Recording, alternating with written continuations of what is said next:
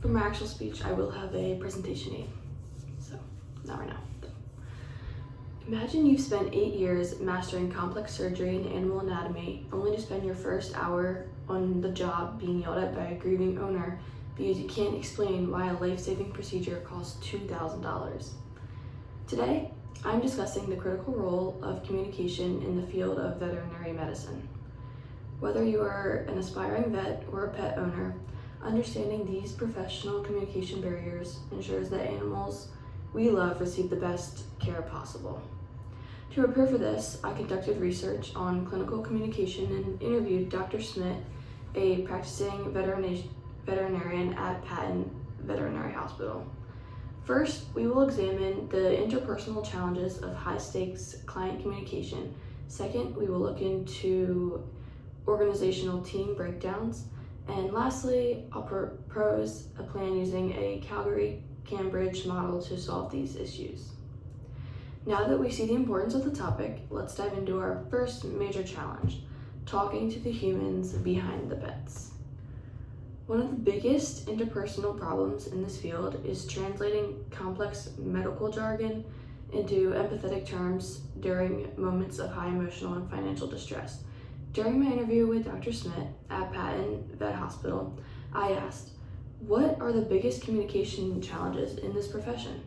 Dr. Smith noted that managing client expectations versus the medical reality is a constant hurdle, especially when emotions are high. Professionals believe this challenge exists because pet owners view their animals as family members, which can create a fog of grief that blocks logical processing. This is supported by an article from the Journal of Veterinary Medical Education from 2025, which states that nearly 80% of client complaints are actually rooted in communication breakdowns rather than medical errors. While the vet-to-client relationship is vital, the internal communication within the clinic is just as critical for patient safety. In a fast-paced clinic, information rot between the front desk technicians and doctors can lead to dangerous errors.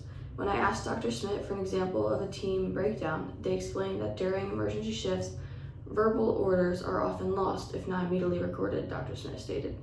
Communication is the backbone of patient safety, and without clear protocols and ideas, patient care suffers. To overcome this, current professionals use a closed-loop communication. So, from my visual aid, you'll be able to see that a technician repeats an order back to the doctor to confirm accuracy, and research from today's veterinary practice shows that using structured tools like SBAR, which stands for Situation, Background, Assessment, and Recommendation, significantly reduces risk during shift changes. So we've identified the problems, now let's look at a concrete plan to fix them.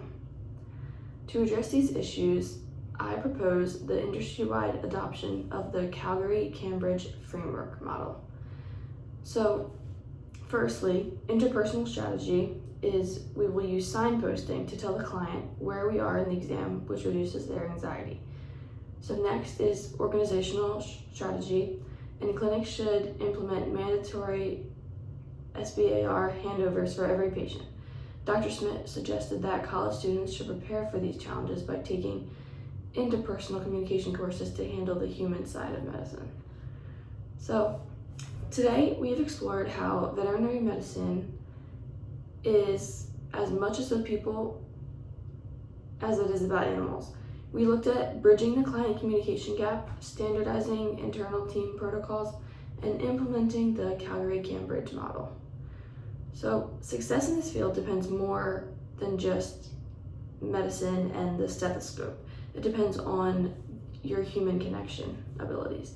The next time you visit your vet, remember that the most important tool they use isn't the one that's checking your pet's heartbeat. It's the words they use to talk to you.